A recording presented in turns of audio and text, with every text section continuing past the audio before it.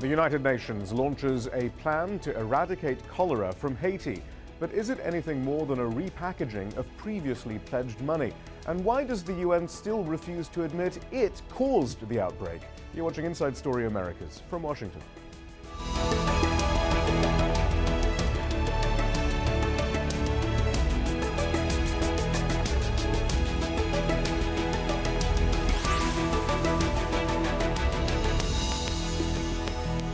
Hello, I'm Shihab Ratansi. Haiti may have many problems, but until 2010, cholera was not one of them. In fact, the country had no known history of the disease at all. But that all changed in October of that year. And in the 25 months since, cholera has infected hundreds of thousands and killed close to 8,000. Last week, the United Nations Secretary-General Ban Ki-moon launched what was described as a new multi-billion-dollar effort to eradicate the disease in Haiti and the neighboring Dominican Republic. But it was subsequently pointed out that the plan is simply a repackaging of an already existing program that began nearly a year ago. What's more, the vast majority of what was billed as a $2.2 billion initiative is unfunded. Then there is the UN's continued refusal to admit that its troops were the source of the outbreak in the first place, something even backed up by UN-appointed scientists. Al Jazeera's correspondents have been at the forefront of determining the source of the outbreak. Here's a brief look at some of our reports. UN soldiers working furiously to contain what looks like a sewage spill at this base in Haiti's rural heartland. We came here after rumors that Nepalese troops could be a source for the cholera outbreak. The disease is waterborne, and untreated waste running into a river is a big danger. And that's exactly what we found. Are these toilets here? Are these toilets? Yeah. This is a toilet right here. What are you digging? Why are you digging here? Well, we're not being told exactly what's going on here, but it certainly smells like sewage. There are toilets right there, and the liquid seems to be draining into this river just a few meters away that flows into the nearby town of Mirebalais. Local residents said they'd frequently seen sewage from the base leak into the river, and that families in the area had recently become ill. It's only people downriver who have been infected. A child close to here died. Another family had 3 kids get diarrhea, and one died the same day. From poor to desperate, cholera took not only Carolyn Pierre's husband, but also his income from farming. We have 7 kids to take care of. I don't even want to tell you how bad it is for me. In her village of Sodo, many have losses due to cholera, a deadly disease that until 2010, Haiti hadn't seen for nearly a century. They're among more than 5,000 people who filed a complaint with the United Nations peacekeeping operation known as MINUSTA, looking for compensation. MINUSTA brought the disease. They should pay. Several scientific studies point to this UN base as the place where cholera was introduced to Haiti. The unit of Nepalese soldiers suspected of carrying the bacteria have been quietly sent home. But Haitian courts have no jurisdiction over the UN. Under the UN's agreement with Haiti and other governments, only the UN can decide if and when it should pay damages. To make payouts, there has to be a standing claims commission. Now Al Jazeera has discovered the UN has never set one up, in Haiti or anywhere. The UN has never accepted responsibility for the cholera epidemic, even though its own investigation found that the outbreak stemmed from this river, right next to its own base, which wasn't disposing of sewage properly. The UN investigation found that Haiti's lack of water treatment facilities, made all the worse after a devastating earthquake, led to the rapid spread of the disease. Interestingly, on Wednesday, Ban Ki-moon handed Kristen Salumi a UN Journalism Award for that report on the UN's links to the cholera outbreak in Haiti. She joins me now from the UN's headquarters in New York. Kristen, should we take that as some admission of culpability for the outbreak then?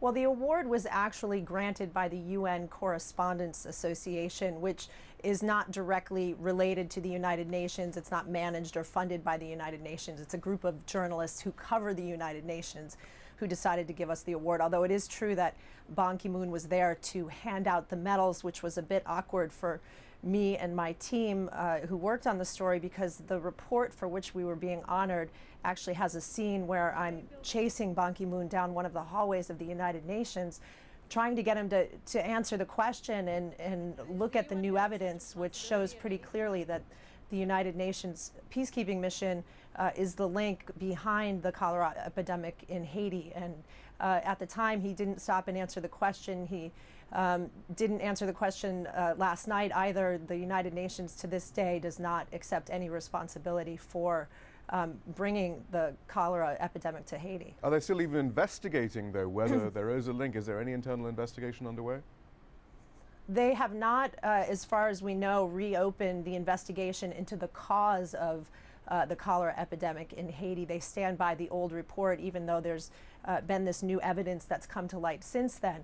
What they are looking at is a legal claim, the legal claim that was referred to in my report, filed on behalf of victims of the cholera epidemic, which seeks monetary damages, financial remuneration for the epidemic and its victims, as well as an apology from the United Nations and repairs to the water system, the sanitation system in Haiti, which is so bad that it contributed to the rapid spread of the epidemic in Haiti. So that legal claim continues to be looked at by the United Nations. It was filed over a year ago, and to date the UN has not responded in any way to the claim. When you ask about where it stands, they say that the legal department is still looking at it. But at the very least, have they set up the Standing Claims Commission to hear claims and compensate victims, which frankly they were required to do anyway under the under their status of forces agreement in Haiti? Well, what they say is that is part of what the legal department is looking at now, whether or not to set up this claims commission. What UN officials tell me off the record is that the claims commission is a standard kind of language that is put in the United Nations contract, not only with Haiti, but any country where it has a peacekeeping mission, as part of its deal with the host country to answer any questions of liability that may come up with peacekeepers there. When it comes to such a big liability issue like the cholera epidemic, if they were to acknowledge responsibility and set up this claims commission, it could be billions of dollars that they could be on the hook to compensate these victims. So the implications of such a large claim, for an epidemic that's caused over 7,000 deaths are just huge for the United Nations, not only in terms of the money that it would be involved in to compensate these victims, but also in terms of the precedent it would set for other peacekeeping missions, the UN's liability, and also the willingness of member states to contribute their peacekeepers to other operations around the world if there are these liability issues. Let's take a little bit more of a detailed look at the UN's plan to eliminate cholera in Haiti and the Dominican Republic. It was reported that the UN aimed to spend $2.2 billion over the next 10 years. But hardly any of that money is available. The UN is contributing $23.5 million of new money, 1% of funds. It was announced that the fund would receive $215 million in donations from Spain, Japan, the World Bank, and the Inter-American Development Bank. But besides $800,000 donated by Japan following Hurricane Sandy, all of that money had been previously pledged and is now being refashioned as money for what was billed as the new cholera initiative. The UN has spent $118 million responding to the cholera outbreak to date, but this figure is a fraction of the $677 million budgeted by the UN for its military operations in Haiti for 2012-2013. Let's get some analysis. I'm joined from Boston by Dr. Rishi Ratan. He's the Advocacy Chair for Physicians for Haiti and briefs the United Nations on water infrastructure issues in particular, so particularly relevant. How welcome is this initiative then, Dr. Ratan? Well, actually, the initiative is quite welcome. It's an important first step by the United Nations supporting this Haitian-directed and Haitian-derived plan. What's concerning about it is that it's taken 2 years for the United Nations to work with Haiti on this in a public fashion. And as you already mentioned, it's concerning as well that the funding for this plan is either non-existent or is being reappropriated from places where the funding has not already been distributed. That is to say that people have pledged funding and not distributed it. So there's nothing here to suggest what will be different about this pledge wherein the funds will actually be distributed. But is the plan even new in the first place? Well, it is actually a novel plan that the Haitian government and the Dominican government came together to work on. And it's quite broad sweeping and broad ranging. But a year ago, right? That's correct. This plan has been in the works for quite some time at the Haitian national level. And what the announcement really was by the Secretary General and the United Nations was coming out in support of this plan. But as you implied, the plan actually has been circulating for some time without any sort of UN response to it or support. And now that they have publicly supported this plan, making sure that they financially do that as well and reprioritize how they're spending their money, that is, moving it away from military and peacekeeping operations into actual life-saving operations for water security and water infrastructure, will continue to be an important part of the Haitian government and advocacy spheres. You've worked with the UN, though, for many years. I mean, help us understand. Again, there's this impression that, given its previous prevarications on cholera, that even this was only, this initiative was only announced because of the pressure being piled on, that actually perhaps the UN didn't want to do anything after the cholera outbreak. I mean, again, is that a false impression that we're getting? Well, I think the complications of that relate to how diverse the United Nations is. In my work behind the scenes at the United Nations, I have met many colleagues and allies that really want to work toward justice and accountability toward Haiti and its citizens. But they have, I think, on many levels, at the secretariat level and the administrative and bureaucratic level, been stymied in their efforts to be honest and work toward justice. And I think that's been frustrating for everybody. Who have they been stymied by there? You know, it's hard to pin it on a single person. I think it's a general atmosphere from a top-down sort of level. Again, this is just the general sensation. There are not individuals that one can point to, but working with people who are working on the ground and trying to develop just solutions.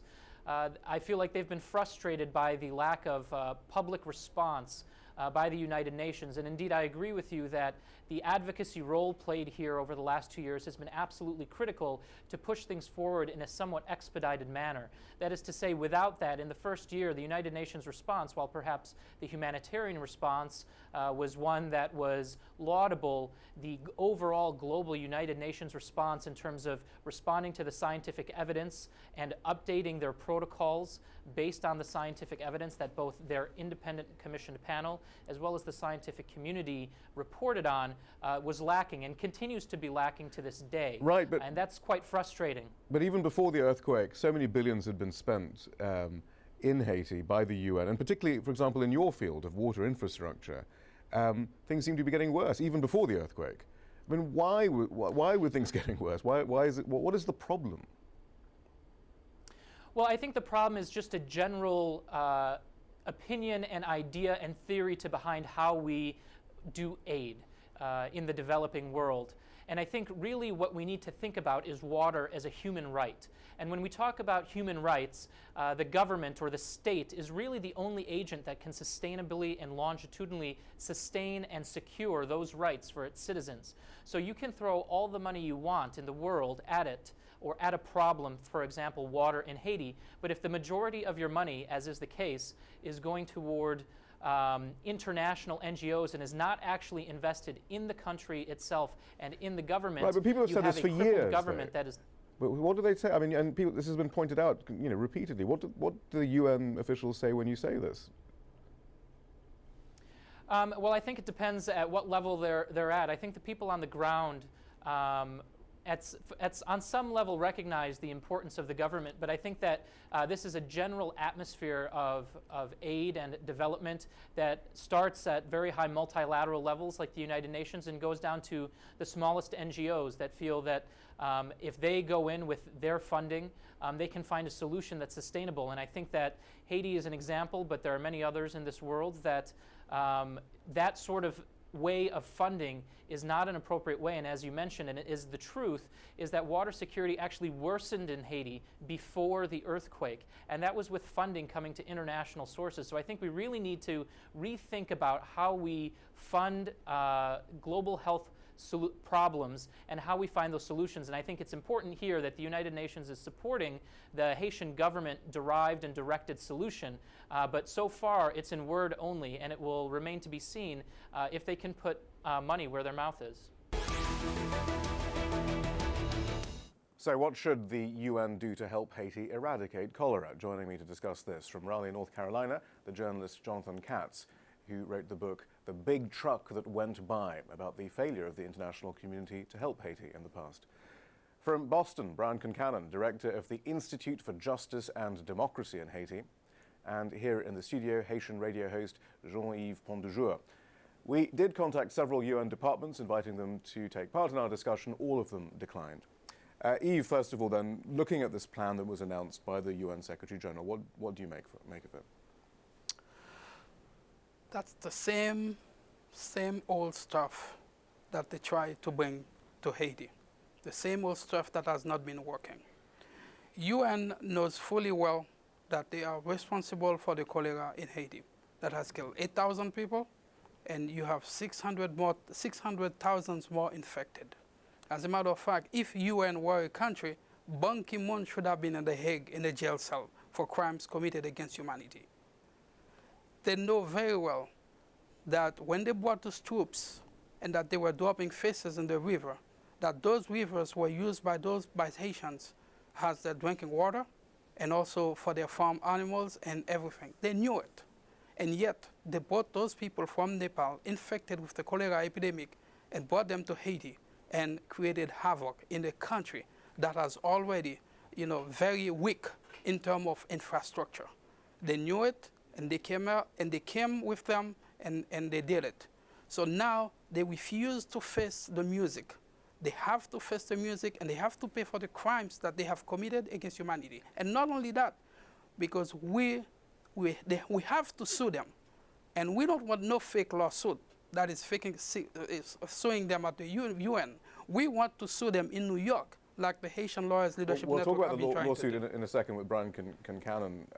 But Jonathan Katz, there is another way of looking at this, which is, look, at least the UN is now addressing the cholera epidemic. As Dr. Rattan was saying, this is a local initiative which the UN is getting on board with. And there are some, people like Paul Farmer of Partners in Health who are internationally respected, who you can trust.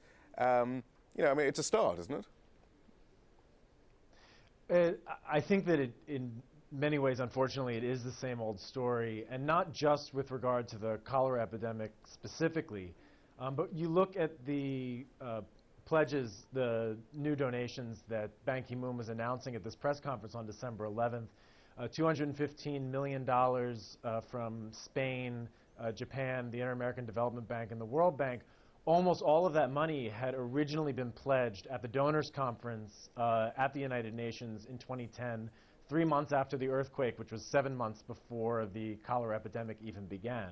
So unfortunately, not just with regard to this one crisis, but in general, we're sort of seeing the same old patterns emerging in development of money getting repledged over and over for the same things, and promises being made that, if fulfilled, are going to be very important, but they've been unfulfilled in the past, and it's hard to be optimistic that all of them are going to be fulfilled. Although having said that, though, the Center for Economic and Policy Research saw the benchmarks. They welcomed this actually, but they had concerns, and they've been very critical in the past.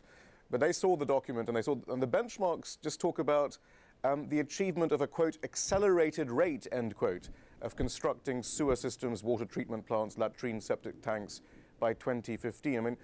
The goal is simply an accelerated rate, and I guess the question is, what does that mean? Isn't this an emergency?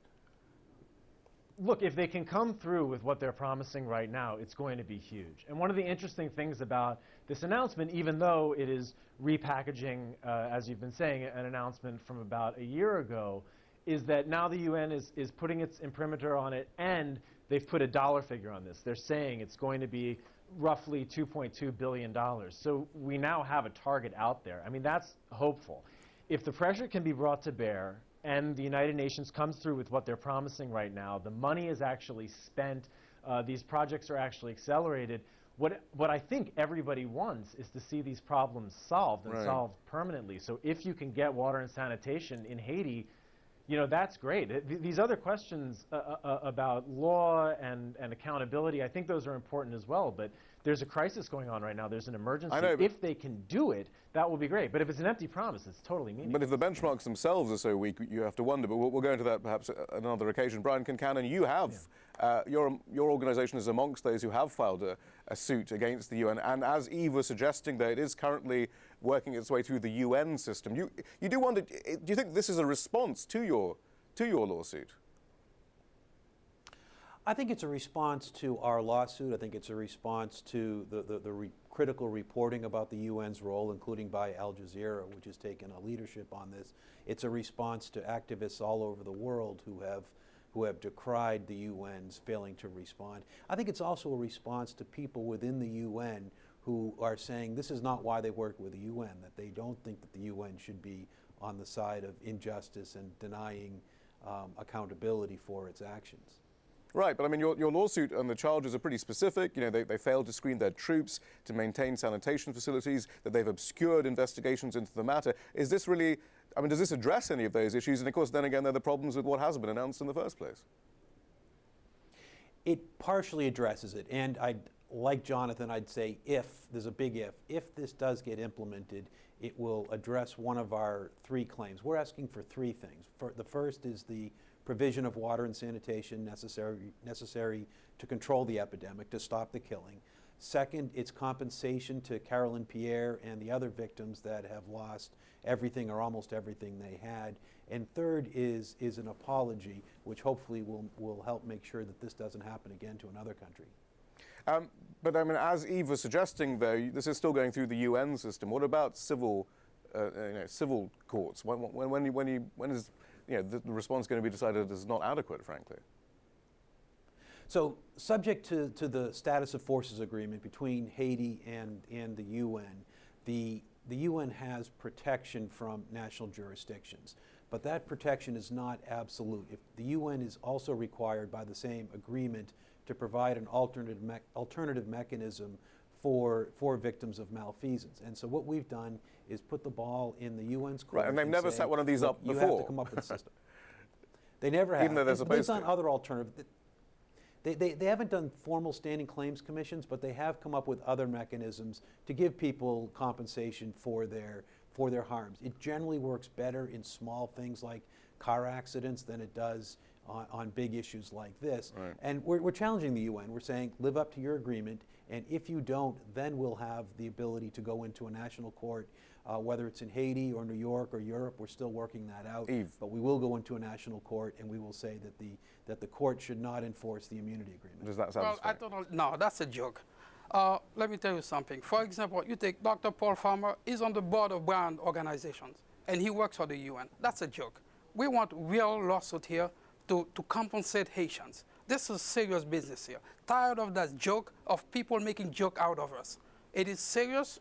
You know, live peoples have been destroyed, not only those who died, but also their families. And we have, that's true, we need to build an infrastructure, but they're playing game with us. And we see the pattern. We saw what happened with the Clinton Bush funds. So that's the same thing going on in Haiti. We're tired of it, you know, and let them get the hell out of there. We can do this, we can build it. They are not part of the solution, they are part of the problem. Brian Kincannon, I mean, the suggestion then is I would say that... very quickly, Jonathan. No, I was just saying that this idea that perhaps a precedent could be set, I think is part of the reason why the UN has been so slow to come forward and consider its own accountability. If the status of forces agreement is allowed in this case to let a case go forward, the UN could be facing cases like this all over the world. Right, I don't think that's a small point. Brian, we've only got a minute left, but we're going to have an extra 5 minutes on our internet version, which we'll have a little bit of an extended discussion. But for our broadcast edition, Brian, you better answer that in some ways perhaps your lawsuit is part of the complicity with the UN. It's not being serious enough. I share Eve's frustration, but I think we have to take into account the legal reality. I don't think that anybody has ever successfully sued the UN in a national court without going through this process. If Eve or anybody else can let us know how we can get around that requirement, we'd be happy to take that shortcut. We just don't know how that can be done. All right, we're going to leave it there for that broadcast edition of Inside Story Americas for the moment. We're going to have an extra 5 minutes on our internet version where we'll go into some more of the background at aljazeera.com. But that's it from the team in Washington, D.C. for now. So let's continue our discussion about the cholera epidemic and the UN's response to it, and in fact the UN's role in Haiti as a whole. Jonathan Katz, I mean, that is something that Yves has alluded to already. And by the way, we have Jean-Yves Pont-du-Jour, the Haitian radio DJ, Jonathan Katz, journalist Brian Concannon, whose organization is suing the UN. Jonathan Katz, it's pretty characteristic of the UN and MINUSTAH in Haiti. I mean, all of this is, frankly, the lack of transparency, the lack of accountability.